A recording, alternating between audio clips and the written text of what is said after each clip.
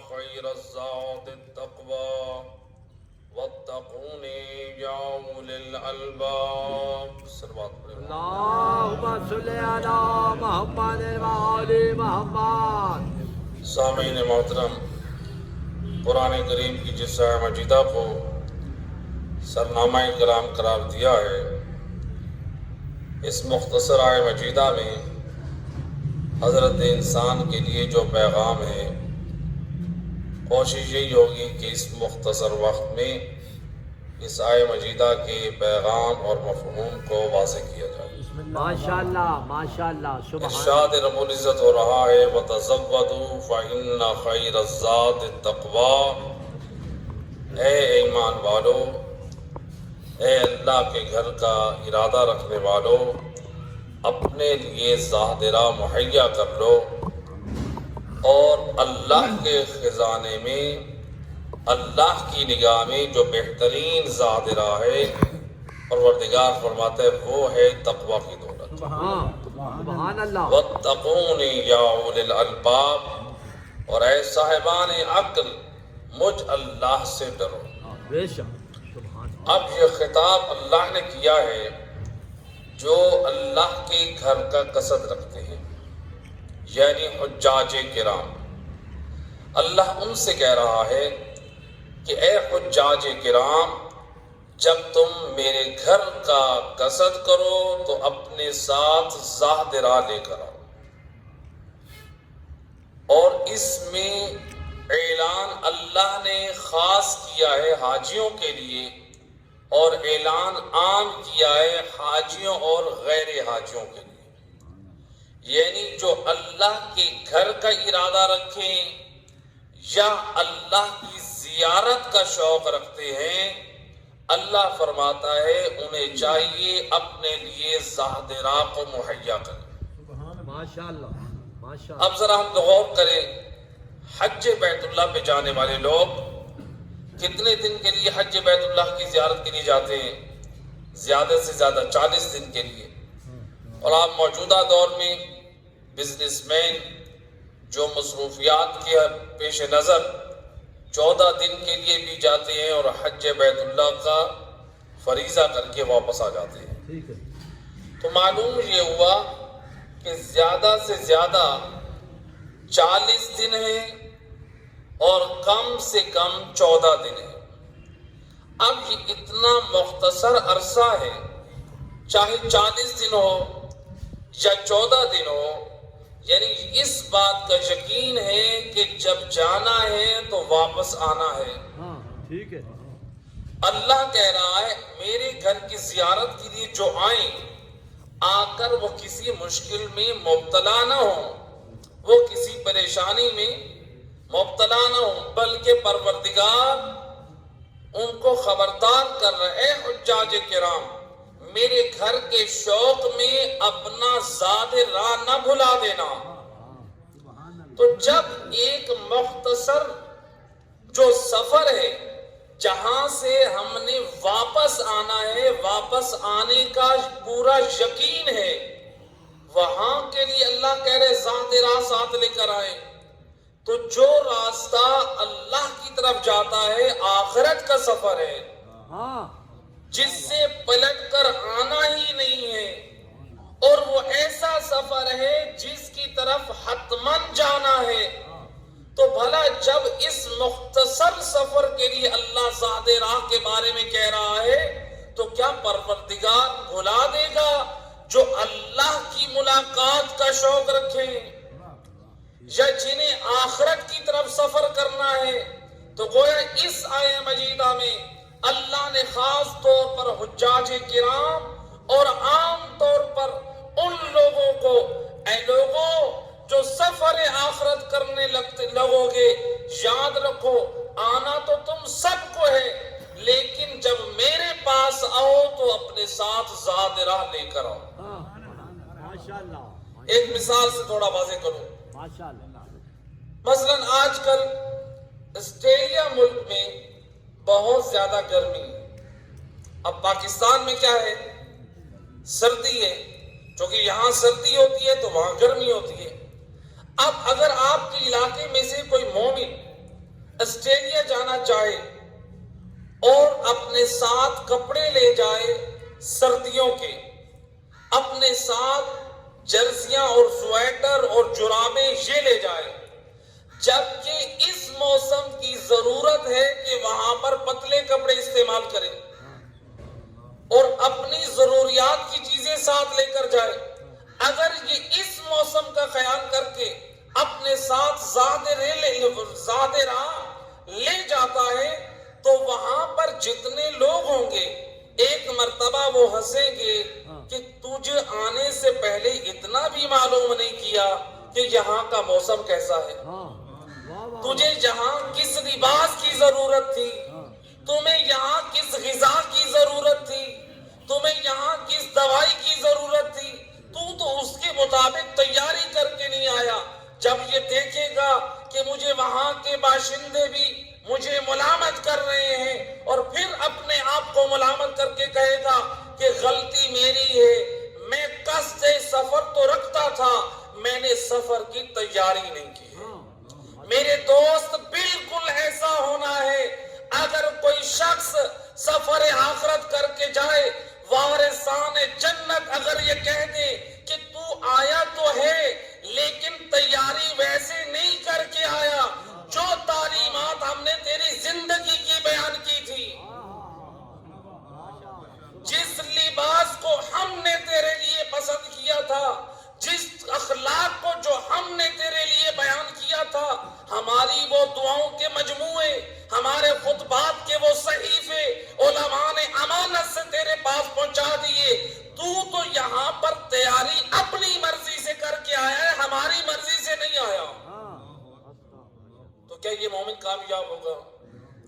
جس طرح ایک آسٹریلیا میں جانے والا مومن پشیمان ہوگا، نادم ہوگا کہ میری تیاری صحیح نہیں ہے۔ اے میرے دوست، کہیں ایسا نہ ہو کہ جب میدان قیامت میں اہل بیت کی بارگاہ میں شفاعت کے لیے جائیں، وہ کہیں کس منہ سے اب آیا ہے میرے پاس، تیرے پاس کردار کا کوئی رنگ نہیں ہے۔ جو تعلیمات تیرے لیے بیان کی ہیں، ہم نے تیرے لیے قربانیاں پیش کی ہیں کہ تو دین پر عمل کرے۔ اہل بیت نے قربانیاں جو دی ہیں، ہم دین پر عمل کریں۔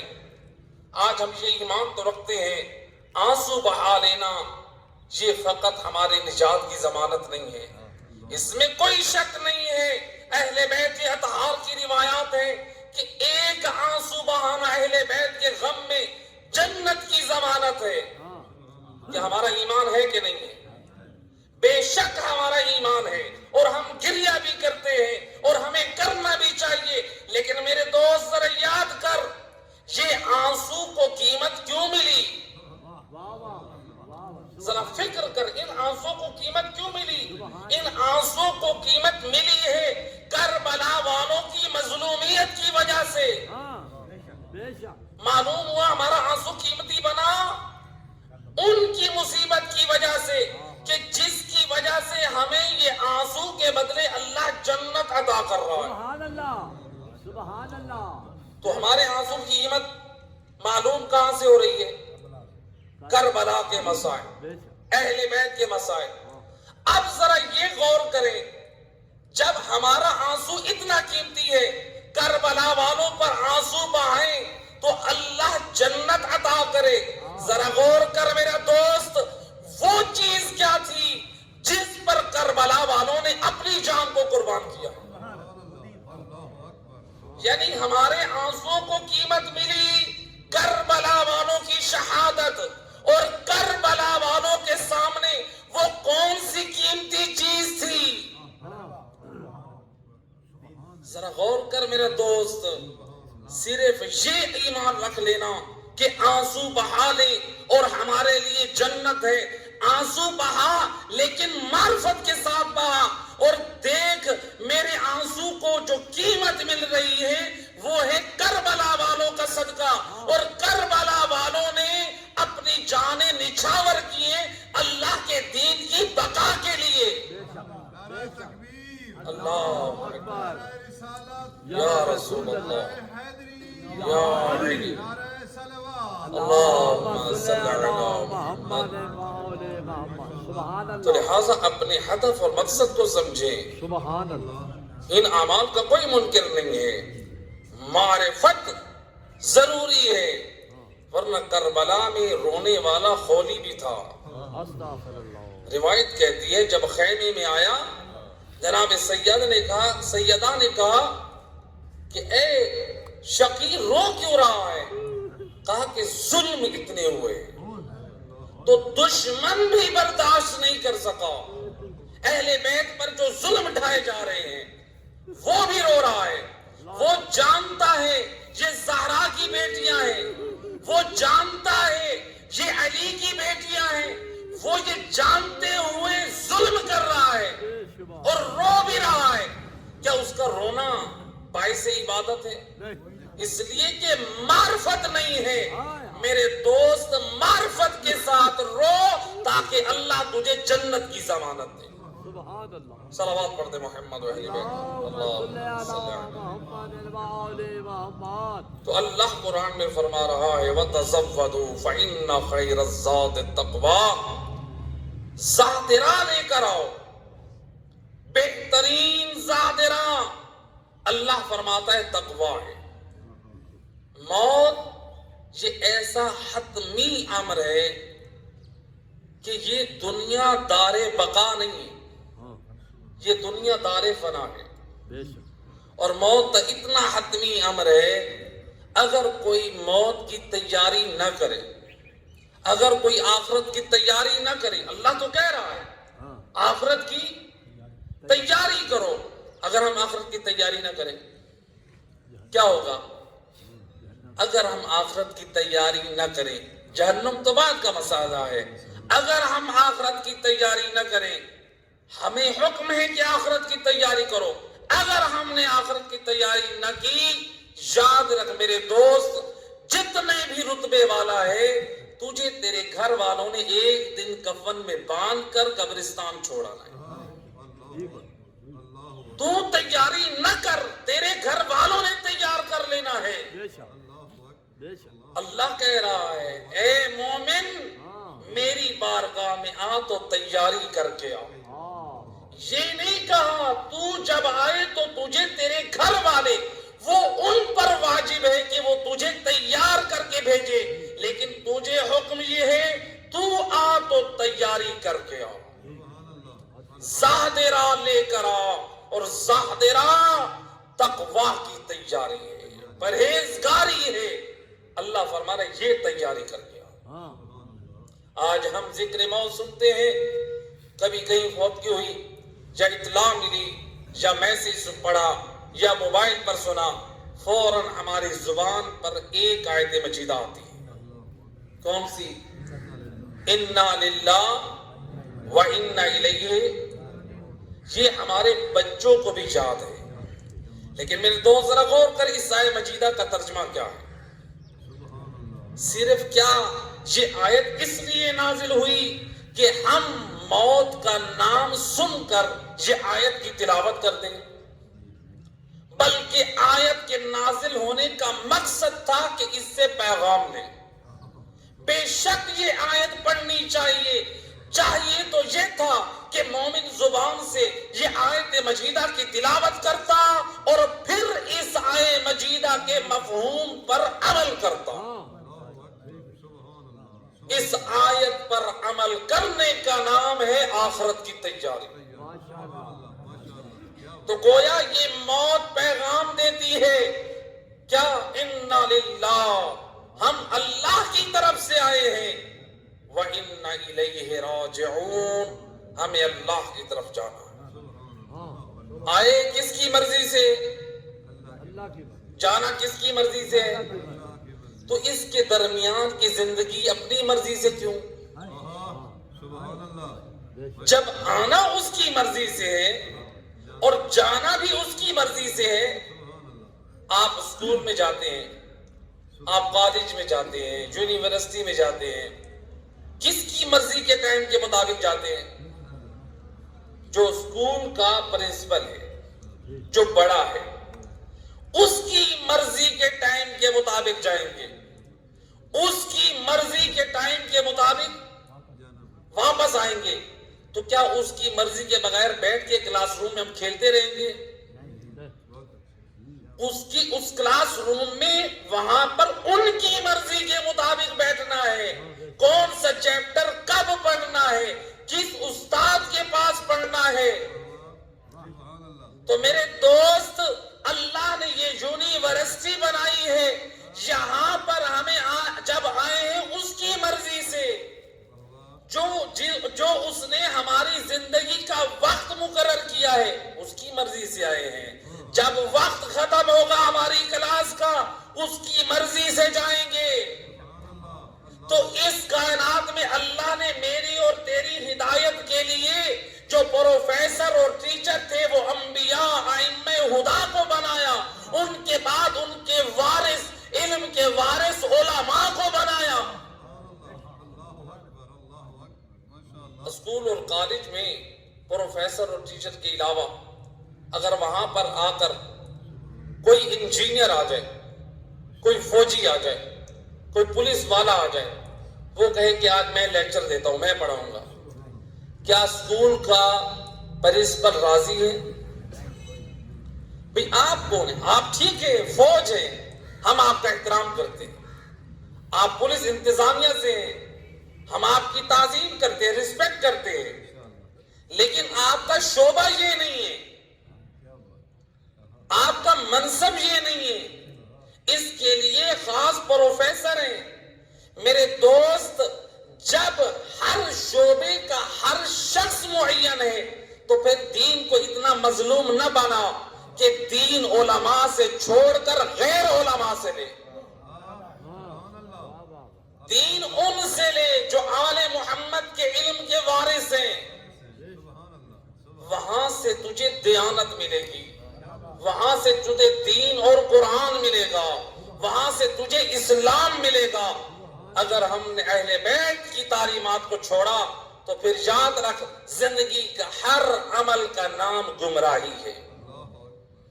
اگر ہم نے اہل بیت کی تعلیمات کو چھوڑا، زندگی کے ہر عمل کا نام یا تو کہیں پر گمراہی ہوگی، کہیں پر کفر ہوگا، یا تو پھر ہماری زندگی میں ہندوانہ رسمیں ہوں گی، یا پھر نان مسلم یہود و نصارہ کی ہمارے اندر وہ کلچر ہوگا۔ تو لہذا اپنی زندگی میں تعلیمات رکھ تو محمد و اہل بیت کی۔ ایک صلوات پڑھتے محمد و اہل بیت کی۔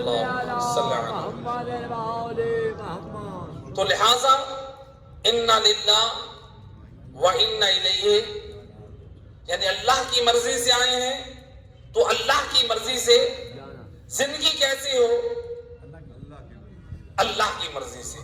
اب اس آیے مجیدہ کی عملی تفسیر پیش کی ہے میرے چوتھے امام نے۔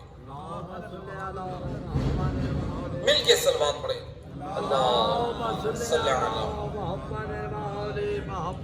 یہ صلوات بہت عظیم عمل ہے، سبحان اللہ، معمولی عمل نہیں ہے۔ ہمارے ایک فقیہ گزرے آج سے 100 سال پہلے، ملا علی حمدانی۔ حمدان ایران کا ایک شہر ہے۔ تقریباً آج سے 100 سال پہلے ایک مرد مومن اپنی خمس کی رقم لے کر نائب امام کی خدمت میں دینے کے لیے گیا کہ نائب امام، یہ میرا خمس کا مال ہے، یہ آپ صرف کریں خدمت دین میں، ترویج دین میں۔ انہوں نے دیکھا جو آنے والا مومن ہے بظاہر بڑے سادہ لباس میں، کوئی بڑے خاندان سے بھی تعلق یعنی نہیں لگ رہا کہ کوئی امیر ہو، سادہ لباس، لیکن اس کے چہرے پہ شرافت اور تقوی کے آثار ہیں، چہرہ نورانی ہے، اور اس کے وجود سے اتنی پیاری خوشبو آ رہی ہے کہ جیسے بادشاہوں کے دربار میں استعمال ہونے والا مہنگا پرفیوم یا خوشبو۔ وہ نائب امام، وہ کہتی جب یہ میرے پاس آیا، خوشبو اسلام میں استعمال کرنا خود مستحب ہے۔ روایت کہتی ہے سید الرسل کا سب سے زیادہ خرچہ خوشبو کا ہوتا تھا. سبحان اللہ. روایات میں معصوم فرماتے ہیں 2 رکعت نماز خوشبو کے ساتھ پڑھنا 70 رکعت بغیر خوشبو کے پڑھنے سے افضل ہے. واہ واہ واہ واہ. 2 رکعت نماز. سبحان اللہ. تو لہذا اب اس کی وجود سے خوشبو آ رہی ہے. نائب امام وہ بھی خوشبو استعمال کرتے ہیں. آج گم اور نجف اشرف میں آپ علماء اور مراجع الزام کے پاس جائیں تو جب ملیں گے تو ان کے وجود سے بھی ایک عطر کی خوشبو آتی ہے. اسلام کا حکم ہے. تو بہرحال اب وہ کہتے ہیں کہ میں خوشبو خود بھی استعمال کرتا ہوں اور میرے پاس آنے والے کتنے مومنین ہیں جو خوشبو استعمال کرتے ہیں, لیکن آج تک اتنی پیاری دل کو بھانے والی, دل و دماغ کو سکون دینے والی خوشبو میں نے نہیں سنی. سبحان اللہ. اب نائب امام یعنی آپ آج آغا سستانی کی ملاقات کے لیے جائیں اور آغا سستانی آپ سے پوچھے آپ کون سی خوشبو استعمال کرتے ہیں, ایک مرتبہ تو آپ بھی خوشی سے حیران کہ نائب امام مجھ سے پوچھ رہے ہیں کہ آپ کون سی خوشبو استعمال کرتے ہیں. ایک نائب امام جب مومن سے سوال کرے یعنی وہ بھی حیران ہو رہے ہیں کہ یہ مجھ سے سوال کیا جا رہا ہے کہ کون سی خوشبو استعمال کرتے ہیں. وہ کہتے ہیں کہ یہ ایک راز ہے جو میں نہیں بتا سکتا. اب وہ نائب امام وہ کہتے ہیں کہ وہ کون سا راز ہے, کیا تیرے لیے شرعاً جائز نہیں ہے, احکام شریعت سے بھی واقف ہیں, مجبور بھی نہیں کرنا, کیا تیرے لیے شرعاً جائز نہیں ہے کہ مجھے بھی اس راز سے آگاہ کر. ٹھیک ہے.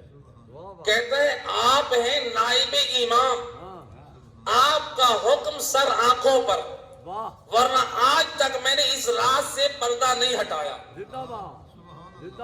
کہا کہ آقا زادہ ایک رات کو میں جب سویا عالم خواب میں نے سید الرسل کو دیکھا, آپ کے ارد گرد 10 یا 20 مومن تشریف فرما ہیں اور ان میں ایک میں ہوں. سید الرسل ہمیں دیکھ رہے ہیں, ہم رسول اللہ کے چہرے کی زیارت کر رہے ہیں.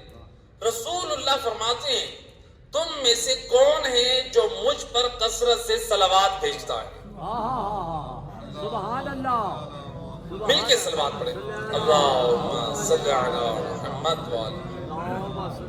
تم میں سے کون ہے جو کثرت سے میری ذات پہ صلوات بھیجتا ہے.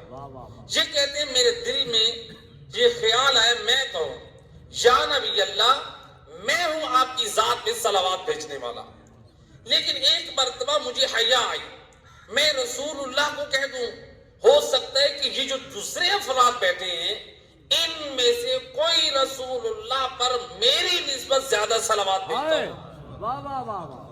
حیا نے روک دیا اور میں رک گیا. سید الرسل نے دوسری مرتبہ پوچھا, اب حیا کے مارے میں بھی خاموش, دوسرے بھی خاموش. سید الرسل نے تیسری مرتبہ پوچھا, تب بھی کسی نے جب جواب نہ دیا.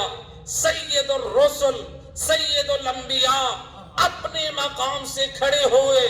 جب وہ کھڑے ہوئے تو ہم رسول کی تعظیم میں کھڑے ہوئے. سبحان اللہ. جب ہم کھڑے ہوئے تو سید الرسل آپ نے آپ کو میری طرف بڑھانے لگے. رسول اللہ میری طرف آ کر مجھ گناہگار کے ہونٹوں کا بوسہ لے لیا. سبحان اللہ. سبحان اللہ. سبحان اللہ. آج امت تمنا کرتی ہے ہم رسول کی جالی کا بوسہ لیں. سبحان اللہ. قربان جاؤں یا رسول اللہ. ہاں. امت کی تمنا ہے آپ کی جالی کا بوسہ لے. کتنا خوش نصیب ہے وہ مومن جس کے ہونٹوں کا بوسہ رسول اللہ لے رہے ہیں. سبحان اللہ. سبحان اللہ. سید الرسل نے بوسہ لیا. کہا سید الرسل نے بوسہ لینے کے بعد فرمایا اے مومن تو ہے میری ذات پر کثرت سے صلوات بھیجنے والا. زندہ باد. سبحان اللہ. دیکھیں اپنے ہونٹوں کا غلط استعمال نہ کر میرے دوست. یہ ہونٹ رسول اللہ کے بوسے کے قابل ہیں. بے شک. ان کو پاک رکھ پاک ذکر کے صدقے. سبحان اللہ. اب روایت وہ شخص کہتا ہے کہ اے آقا زادہ اس میں مجھ حقیر کا کوئی کمال نہیں ہے. جب سے سید الرسل نے میرے ہونٹوں کا بوسہ لیا ہے تب سے اللہ نے میرے وجود میں یہ خوشبو پیدا کر دی ہے. واہ واہ واہ واہ واہ سبحان اللہ سبحان اللہ بلند صلوات. اللہ اللهم صل على محمد وعلى